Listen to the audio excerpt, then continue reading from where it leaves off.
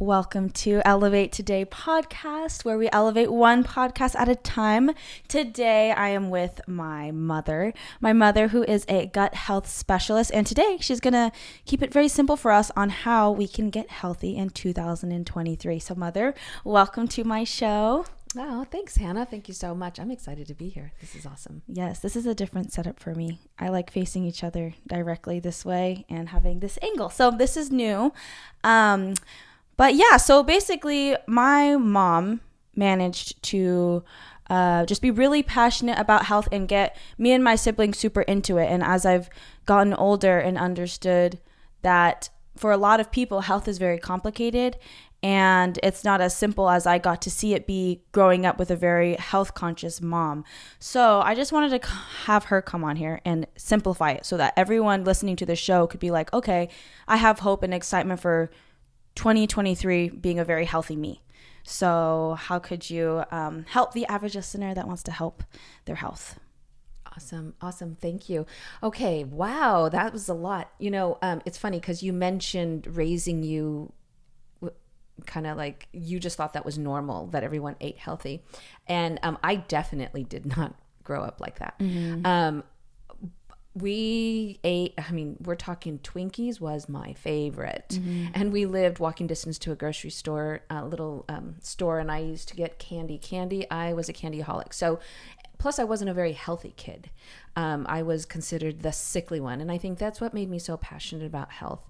And I got into nursing because I thought that would be the way to health.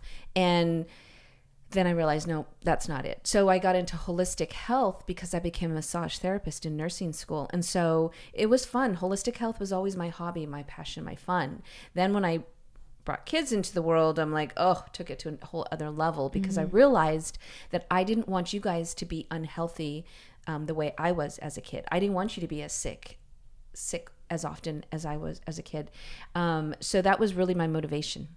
And many times during your growing up, we would discover new ways to get healthy. Like you would have maybe a skin problem, and then I would just go bonkers researching on how to take care of that, or pneumonia or something. Somebody would get something, and that really taught me how to help my kids get healthy. But when it came to my own health, maybe I didn't pay as much attention because I was so stressed out, just taking care of kids, taking care of business, doing everything, and honestly trying to make it look like I had it all together on the outside. And then my health actually went down. And you know why? Because even though I was doing all these good things, I wasn't taking care of the foundation of my health. Mm-hmm. Because remember I said I was sick as a kid? Yeah. Well, I never went back and rebuilt that healthy foundation. I did for you guys, but not for me. So when you were a kid, how could you define unhealthy if you made it through a normal childhood? Because we would get sick too. Well, the one good thing is I grew up, okay, this is going to age me a little bit, but I grew up like before fast food, I know you look that shocked face. So we ate at home all the time. And I remember around the corner when the first Jack in a Box was put in, right? And then it became, we could go to Jack in a Box once a week, but it was just so not normal. However, even though we ate at home all the time, we always had donuts in the house, always had cookies. So the morning started off with Fruit Loop cereal. Dang. That was breakfast. Then we go to school and we eat the cafeteria lunches. And, that, of course, that's crap. And then we come home and we have milk and cookies after school. Or just whatever. And then dinner was hamburgers, spaghetti, just the normal stuff. But it didn't consist of salads. It didn't consist of vegetables. We didn't eat vegetables. There wasn't a lot of fruit. That's what unhealthy was back then. And how did you feel as a kid? Very tired all the time. I had a lot of asthma, a lot of allergies. I thought allergies was just who I was. I just was part of my life. And then as I became an adult, I took care of it, and then no allergies. My allergies are gone. But as a kid, I had allergies, asthma, always sick, underweight, just always tired, even though I was a hyper kid. But that was probably the up and downs of this unhealthy eating. Yeah. Because the reason I ask that is when I'm talking to my friends about things that they eat, they'll just be like kind of thinking I'm overdoing it. And they'll be like, we're all going to die anyways. I'm like, yes, but how you feel before you die. Like that, you want to live the best. You want to feel energy. You want to feel alive inside. And even though you're going to eat crap and think you're fine, you could eat something better and feel so much better, feel energized, not deal with the asthma that they may think is normal, or even like mental stuff that could be influenced by their poor eating. Yeah. So that's funny. People say that, we're going to die anyways. Well, exactly. I'm not staying healthy because I want to be healthy after I die. I want to feel good now. So I don't do these things. I do these things because I want energy, mental clarity, clear skin. I want to feel great now. Yeah. So that's why we do it. So, why do you think massage therapy bridged you to holistic nutrition? That's such a good question. No one's ever asked me that question. And so when I was in nursing school, I was really, really young. I was, I want to say 19 when I actually started the nursing program. And we had to do bed baths and catheters and all kinds of very invasive things. And I was afraid of touching people in their very private places. So I was like, oh my gosh, I'm only 19. So I go, okay, this is really scary. So how can I get over this?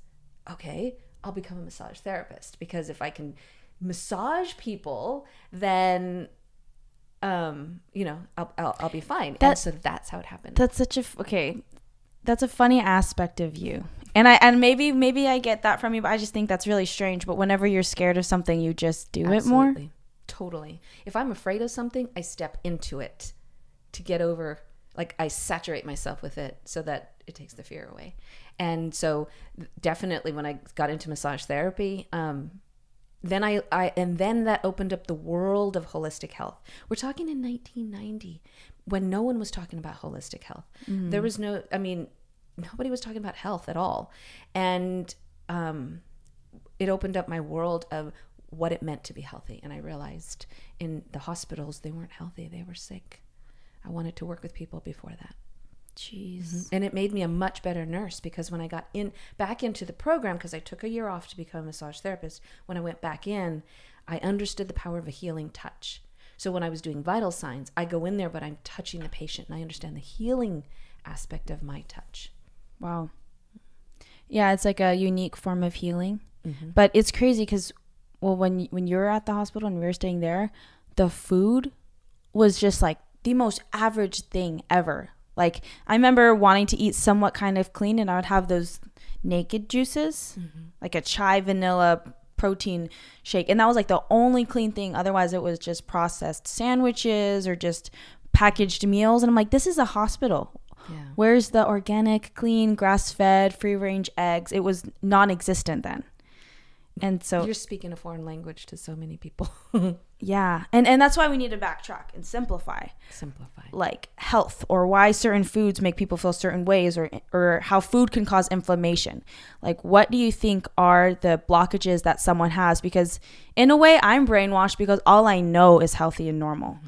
You're not brainwashed because you've seen how majority live, Costco shopping, where you can get like a bunch of cheap stuff and you just want to live financially smart and stuff like that. Like, you know what all the Twinkie bars and the cereals and the sodas, that lifestyle looks like, but now you know the nutritional, holistic, mindful eating lifestyle. So like, when you were a kid, what are things that people didn't know that if you could talk to yourself back then as a child, be like, Denise, don't eat that. That's going to make you feel ABC.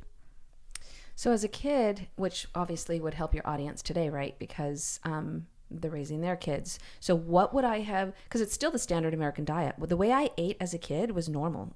And this is still how everyone's eating. We've come a long way in health information, but not changing people's habits. You see, so the information is out there, but we haven't changed our culture in how we do things. So we're still eating the Fruit Loops and that kind of stuff. So I guess the first thing is understanding what sugar actually does, because sugar dominated our diet. And I'm sure for a lot of people in your audience, sugar is still dominating their diet, which, if we understood that how damaging sugar is, that when you eat sugar, your immune system will go down for approximately 6 hours. When you eat sugar, you'll spike your inflammation. When you eat sugar, you're feeding pathogens. So if you were exposed to a virus or a bacteria, let's say the day before, maybe you were with somebody and they were sick or whatever. We're exposed to bacteria and viruses every day, all day. It's what we live in. But let's say there's a pathogen who's trying to take hold, a bacteria that's trying to make you sick. Well, if you eat sugar, you're feeding that pathogen. That's what they eat. That's their fuel. So plus it spikes your insulin, and then insulin is a fat storage hormone. So sugar is so damaging. So the thing that maybe could have been done different to me as a child is not so much sugar in my diet. Mm-hmm. And I know that's really difficult. So I'm not saying to be drastic like I raised you guys, but what I am saying is monitor the sugar, understand what you're doing. If you're going to give your child that bowl of Fruit Loops, just honestly be honest with yourself and say, okay, right now they're being loaded with sugar. So maybe later on, I'm going to give them, say, hey, let's eat some fruit, or let's eat some vegetables, or let's do something healthy to counter the effects of sugar. Yeah. And to give some context, by the crazy ways that my parents raised us, it was burn candy in the fire on Halloween. Not allowed to have soda in the house, like ever. If my dad found soda, he would get pissed. It was like a fear thing. I'm like, oh shoot, someone brought soda.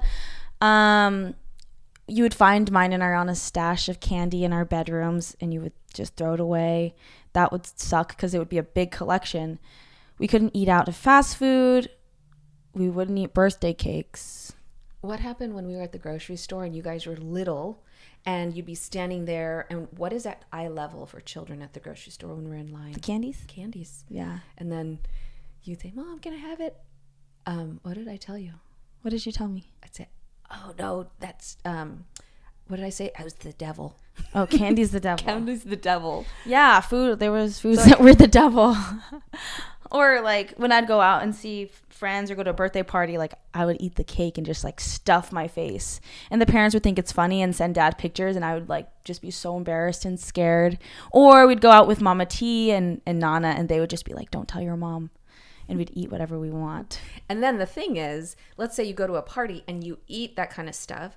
You don't want to shame anyone. You don't want to, I mean, I know that you're telling stories like we went bonkers and got mad at you and everything. But if you really look back, it wasn't always like that, because you don't want to shame someone and start giving them, insecurity about food, or make them shameful about food. So you don't want to do that. Instead, when you would come home from a sleepover or a birthday party, I would just monitor you. And then when you'd say, oh, my stomach hurts, or, oh, I'm tired, I would simply say, did you eat cake at that party? Oh my gosh. Do you remember when I was like 12 or maybe 11 and Mama T would get us these big cups of coffee, and my energy was off, and you looked at me and you're like, you had coffee today, huh? And I was like, oh my gosh, yeah. And you told me like, don't be drinking coffee this young. And I was just mind blown that you could see it in whatever I did. But yeah, it's just helping people see the correlation. Everything is cause and effect. Everything. We are never stagnant. If we were stagnant, we'd be dead. Everything is cause and effect. Every single cell in your body, every tissue. If you choose to eat something, it has an effect on your cell. It's either going to help that cell be stronger and healthier, or help it die and become, toxic. Yeah. So all I was trying to do is help you recognize, if you choose to eat that cake, notice how you feel afterwards. That was the most important thing. Mm-hmm. Yeah. And now that I'm like an adult and I look back and see other kids, how they were raised, like they'll have trauma from eating where they always feel like they can't eat enough, or they're told to eat more. But me and how we were raised, my siblings, it's just like we had a healthy relationship with food. Mm-hmm. Candy was bad, sugar was bad, but we kind of like agreed with it as we gained okay knowledge. Yeah. Yeah. But you're right. It was about a healthy relationship with food. Mm-hmm. I used to hear parents say, oh, my kid's so finicky, or my kid won't eat this or that. You guys were great eaters because you had a healthy relationship with food. And I tried to make it fun. In other words, we would have fruit parties where we'd cut up fruit and we'd put them on plates and set them all over the floor in the living room, and then we'd sit around and eat fruit. Or, we'd play with our vegetables and make it into a song or whatever. So I wanted to make food, not have a bad relationship with food. Or what about when you were eating something junky and you didn't want it anymore? I never forced you to eat food. It was, you said, oh, I don't want to finish. I said, well, that's okay. I'd rather have that in the garbage than in your body. Mm-hmm. And so you learned that you could throw it away. Oh yeah, always. And that's not how you were raised. You always had to No. eat it. Always had to eat it. Yeah. And that's what's like really unfortunate, because people aren't connecting this dot, or parents aren't connecting this dot, and then their children are dealing with inflammation in their bodies, which may look like obesity, which may look like certain things. And it's just so unfortunate because no one really knows. No one really talks about it. And I think the simplest way to put it is it's either poison or it's medicine. True. Like that's all you're giving your kid. That's all you're giving yourself. And so if you do a little bit of food science, you can just simplify everything you eat. Yeah. So my suggestion for people listening to your podcast right now is, because I know it sounds like, oh my gosh, what you guys are talking about sounds insane. It sounds difficult. How are we supposed to change our habits? But it starts with changing one thing.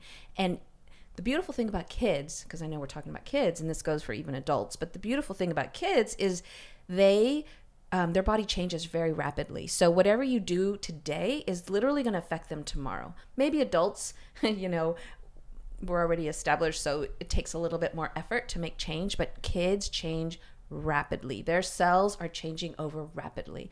So you could start making habit changes on Monday, and then they'll start literally feeling better by Wednesday, Thursday, Friday, whatever. So one of the most important things that I've really thought of incorporating for families is smoothies in the mornings. Mm-hmm. And yes, you want to make it taste good for them. And sometimes it might require a scoop of vanilla ice cream. If they don't like it, but you want to start teaching them how to drink it, you're going to put your protein, you're going to put maybe a chunk of spinach, maybe some superfoods, just whatever. And they're like, oh, I don't like the taste. Put a little chunk of vanilla ice cream or even a scoop of peanut butter to kind of like camouflage that healthy taste, and get them used to doing the smoothies first thing in the morning. Mm-hmm. That'll set them up for the day. So that to me is totally key, because you can't control how they eat at school. You can't control maybe how they eat after school, but that morning head start is very important. Mm-hmm. And that's how me and Ariana ate for like years, like 6-7 years, and till now, really. Protein shakes every single day during high school, and that's just had us feeling so good. We never really had health issues. Mm-hmm. Yep. And I have a really great smoothie recipe that I should share it with you, and you should share it with your audience. Yes. Because a lot of times people are like, okay, what do I do? Just throw some strawberries? No, there's a way to do it. You want to put the right amount of liquid, you want to put the right amount of fruit, and then vegetable. The best vegetable, in my opinion, is spinach, because it doesn't mess up the flavor, even though I put everything in there, all kinds of veggies. And then you want to put superfoods. Well, which ones? How do you choose that? So I have a really nice recipe that helps. Mm-hmm. You can just print it up, post it on your wall, make it every morning. Mm-hmm. I'll for sure share that. So when I post stuff, like maybe my morning breakfast, people will ask for my recipes or different drinks that I have. My question is, or what I want you to share is, like, from morning to night, a healthy eating way, a healthy eating lifestyle where someone could hear this and be like, okay, I don't have this protein, but I have my protein, so we'll sub that. For lunch, what could I substitute for whatever you say? So just morning to night with the sea moss, turmeric, whatever you do. Okay, I love that question. And we're going to, I have this formula. I call it the SSF squared formula. It's systemize, simplify, make it fun, and then focus. So that's what that stands for. So cool. I never heard that. Yeah, it's called the SSF squared formula. And so it kind of leads into what you're asking here, like what's a typical day? It's based on being systemized, because life is complicated enough. We are living such a busy world, such a busy life, that we need to systemize certain things that are important, and that is our health. Systemize, keep it simple. The world is trying to make health complicated, and it's not. So you need to keep it simple, and then you need to keep it fun, and then focus. And I'll share that at the end. But basically, systemize. So my mornings are systemized. I have exactly what I'm going to drink. So I do, when I wake up in the morning, I have it by my bed already prepared in a glass container. Sometimes just a regular old mason jar, and it's water with lemon. And then I have another one, water with a green drink powder. And so when I wake up in the morning, that's the first thing I do is I drink these. Mm-hmm. So then I go in the kitchen and I make a smoothie. And that smoothie has everything from my vegetables, my fruit, my My good fats, I put MCT oil, avocado oil. So no matter what happens, how I eat the rest of the day, I'm solid. I mean, I don't necessarily even have to eat the rest of the day because this is such a full smoothie. So I start there. And then when it goes into, and then I'm pretty much set till lunch. And I try to extend my lunch late, let's say 2 o'clock, even 3 sometimes, 2 or 3, really 2. And then I just think, okay, what protein am I going to eat? And if I don't have grass-fed meat or steak, if I don't have some good chicken in the refrigerator, or don't have the time, I'll make eggs because that's an excellent go-to protein. So what protein am I going to use? It's the first question. Second question is which vegetables? Either I'll saute some vegetables or I'll just do some salad. Easy. And that is my typical. If I feel that my body needs carbohydrates, which it doesn't always, but if I feel like, oh yeah, I could use some carbs, then I'll do a rice or an organic corn tortilla, something like, or even quinoa, something like that. But I don't always add that. And then I'll make that my largest meal of the day. And then sometimes I do dinner, sometimes I don't. Most of the time I don't. If I am going to do something in the evening, it'll be really small, like kefir with sea moss in a glass. And that's it. So really I'm intermittent fasting the evening. And that's it. That's my day. So protein shake, that one we'll share the recipe, and that's simple. For that big lunch meal, as far as protein goes, the cleaner the better. Grass-fed, free range, happy animal, good meat. So something where I feel like people don't understand is when it comes to carbohydrates. Okay. So, okay, I need to eat my carbs. Let me have like this big old pasta, white, the white one where it's just super heavy and you end up feeling tired, but you're like, this is good because this is a carb. But can you talk about like how to pick the right and healthy, cleaner carb? Sure. So a carbohydrate, vegetables are actually a carbohydrate also. So you're getting carbs. But what they're talking about, most people think about carbohydrates as a starch. So you're really thinking about your starch. So you're really thinking about your breads, your pastas, your those kind of things. So now, first and foremost, what I must say is it really depends on each person on how well they're digesting their carbs. So everybody has to be really gauge how they're responding. Okay. So if their gut is really messed up, then they're not going to do well on any carbs. But as their gut gets stronger, they're going to be able to add different carbs. However, gluten has become very damaging to the gut, probably because of the way we're processing gluten now as opposed to the way we did in the past. So breads, white breads, red breads in general, pastas, they're very... it's very irritating to the gut, and it's not good for you at all. So what are the best carbs? You would start with, like I said, what your body can tolerate, but rice, quinoa, oats, wild rice. Some people can do corn, some can't. I would say the organic corn because it's non-GMO. So those are your carbs, and they're not super necessary exactly because you're getting your carbs in your vegetables. But a lot of times your energy needs just that boost of carbs. Not the white carb, not the pasta, not the breads or the cereals. So for an athlete who needs a lot more carbohydrates, what would you suggest for them? They could definitely do the rice, the oats, sweet potatoes, white potatoes. I mean, that's plenty. I say this because I don't really eat bread. So because people are eating like pizzas, burgers, pasta, bread, and I for me that's not normal, but they don't realize that it's not the cleanest option. So everyone's like stigma and normal has to change and kind of just be refreshed that maybe there's better options out there for carbohydrates, like sweet potatoes. That's ideal. Okay, and then as far as drinking goes throughout the day. You mean the quantity of water? So yes. So like I said, I start my day with those. I think each jar is maybe 8 ounces, 10 ounces each jar. So I start that off. I'm drinking water all day long. I'm staying very, very hydrated. But sometimes water just kind of sits in your stomach and it doesn't feel so great. So I usually put electrolytes because it helps absorb the water better. So maybe a green powder from Amazing Grass, or Organifi has another great green powder. There's lots of them out there. Or you can put chlorophyll. There's liquid chlorophyll. Lemon, you could just squeeze lemon. You can just cut some cucumbers in there. You can put a pinch of sea salt, Himalayan sea salt, to add some minerals into your water. But I drink a ton of water, more than the average person. Is sparkling water, does that still count? You know, it's not. That's a great question. They say that the what is it? The sparkling part of it, the Carbonation, that it can be very damaging to the esophagus because it's aggressive to the stomach. So I just don't do sparkling water, and that's the reason why, because I'm very protective of my stomach, where first digestion happens in the stomach. So I want my stomach to be solid.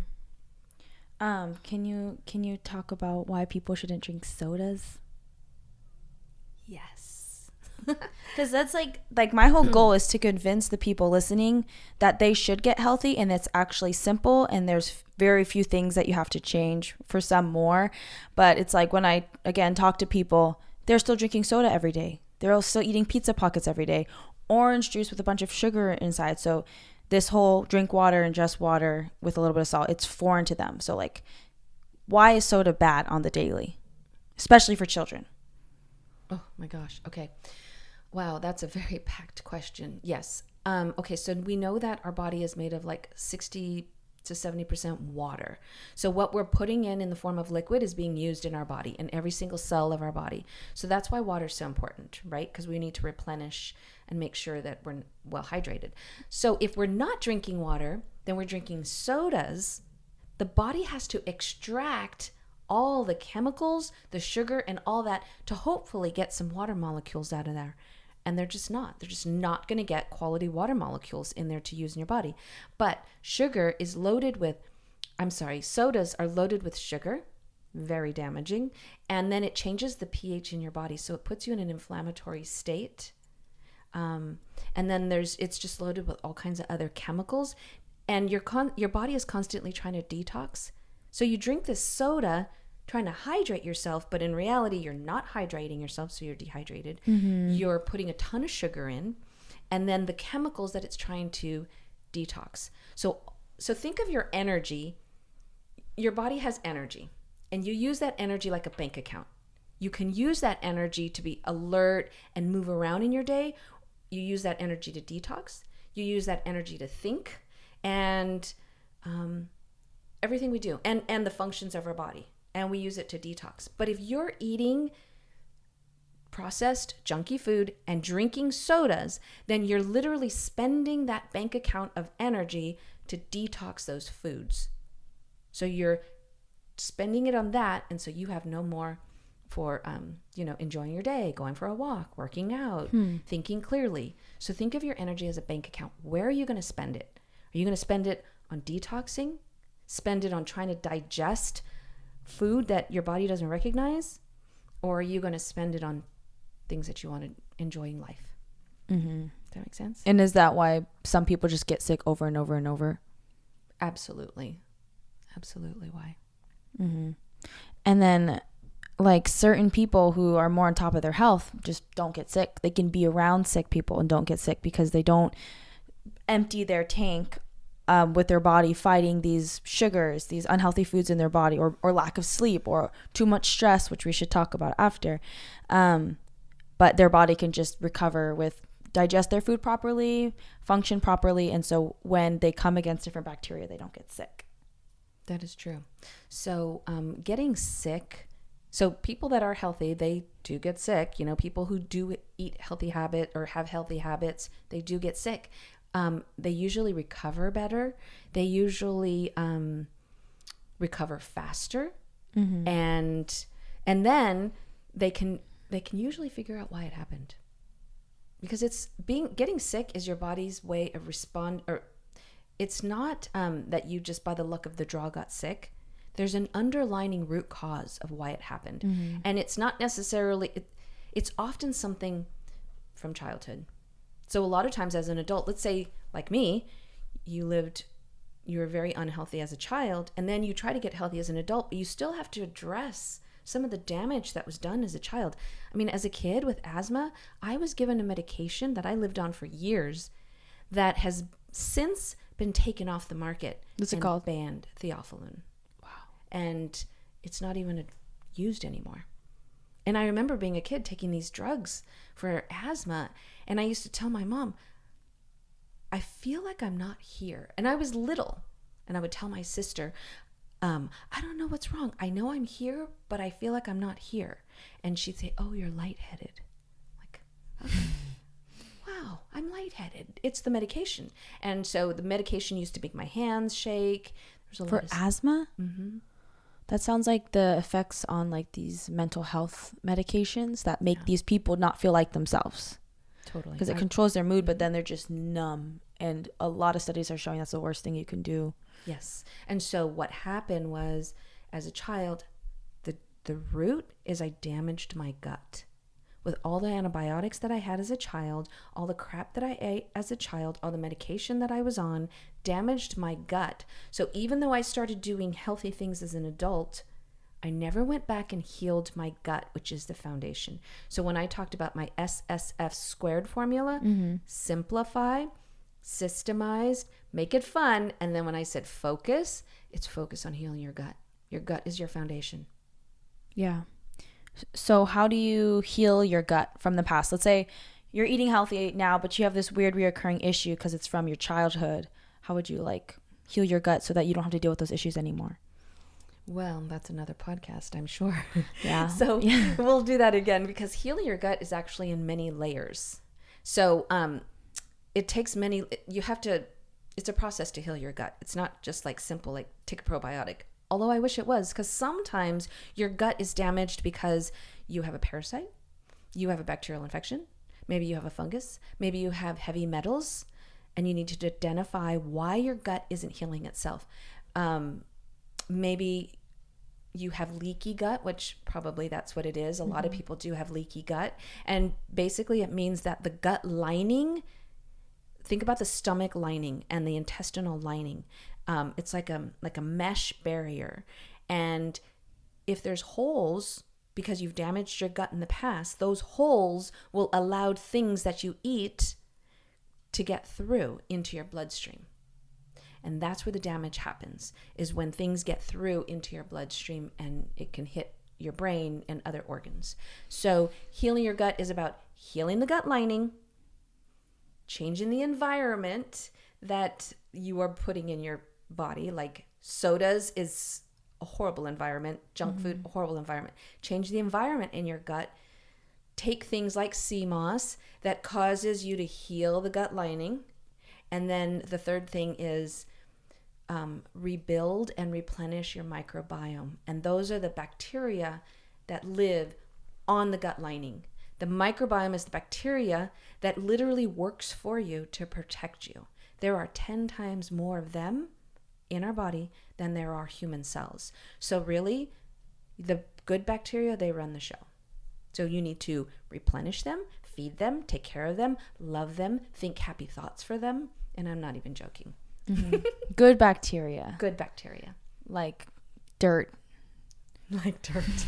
Like, well, you told me this, like putting your feet in dirt. Yes. Earthing and eating kimchi and good bacteria in fermented food. So like when people drink kombucha, because all of a sudden kombucha was trending, like, oh my gosh, it's fermented tea. But that's good bacteria that can fight the bad bacteria. But what we're doing is killing all the bacteria. Like the concept of hand sanitizer. I don't use hand sanitizer. I only wash my hands because of what you told me.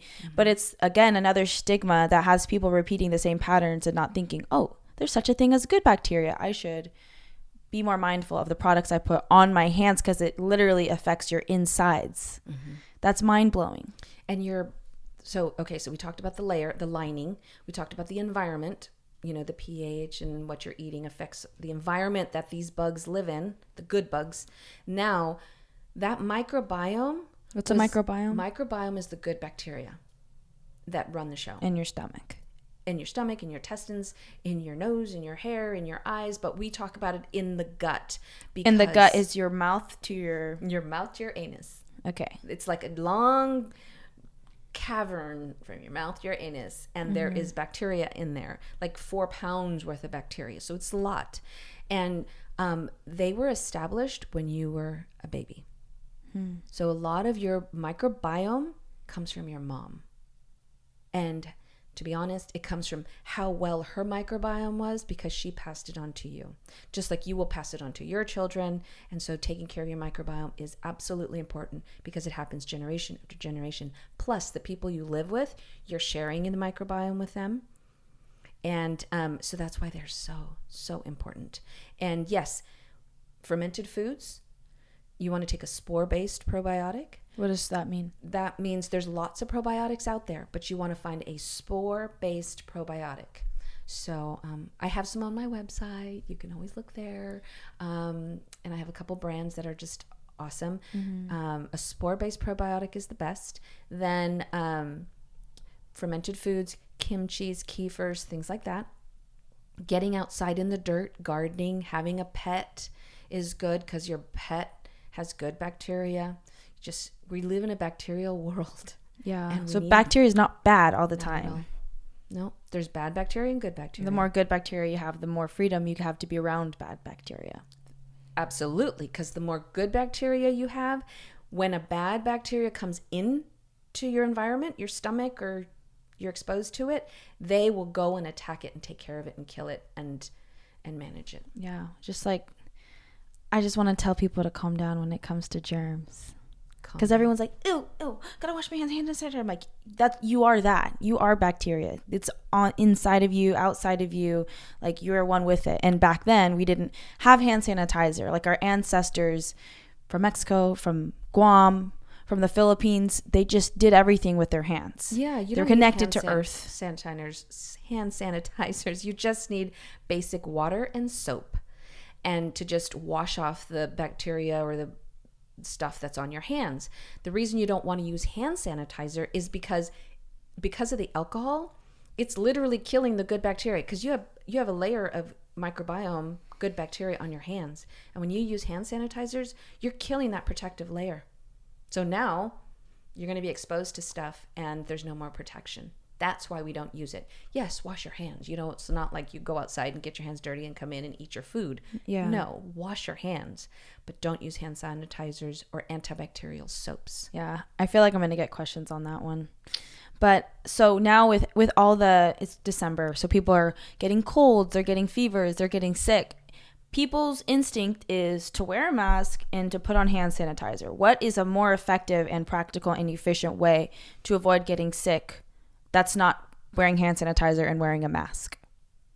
That's so good. So, okay, so as we head into the winter season and people are going to start getting sick, well, first of all, we got to stop saying that we're going to start getting sick, because once we tell ourselves that, then all of a sudden we expect it. And what you expect, you're going to get. What you focus on, you're going to get. Mm-hmm. So that's the first thing. Secondly is air out your house for about an hour a day. So open up the windows, especially in the morning, because all of our windows are closed and we're turning on the vent. The air is not circulating anymore, and that allows mold to build up, especially those of us who live in California, or anyone living on the coast in a moist area. You're going to have mold. So you need to open up the windows so that the outdoor air can just blow through and lower the mold in your house. So that's number one. And then number two is get outside and get sunlight at least 20 minutes a day into your eyes, on your skin, as much as possible. That'll raise your vitamin D levels. And then of course get a nice multivitamin with vitamin C, vitamin D, that kind of stuff, zinc, quercetin, that kind of thing keeps your immune system boosted. Those are the main things. Stay hydrated. Just remind yourself that when you eat sugar, your immune system is down for a period of 6 hours. And and remember, rest. I have 2 more suggestions. The first one is rest. Rest is very important. You are healing when you're sleeping. If you are not sleeping, you're really not healing. You are healing when you are sleeping. So just gauge that. Let's say you go to a Christmas party or something, you stay out really late or whatever. Just remember, you need to replenish that sleep. So just kind of gauge that. And then number 2, this is the one people don't think about. It's very important because I know we're going to go into stress. I knew you'd say that. Okay. But I'm going to start on the back end. I'm going to say, instead of let's just talking about stress, because, come on, everyone talks about stress. Yeah. The truth is, the best way to manage stress is breath. That's it. Wow, I've never heard of that. That's really cool. Well, you know why? I have gone, and I've probably spent thousands upon thousands of dollars to study on how to deal with stress. I've tried on thousands of supplements, right? Trust me, if there's a way to manage stress, I know how to do it. And what I can tell you, the most easiest and most cost-effective way to manage stress, breath. So you want to inhale for 2, hold for 2, exhale for 4. That's a simple. And then after you do that, then you want to inhale for 4, hold for 4, and then exhale for 8.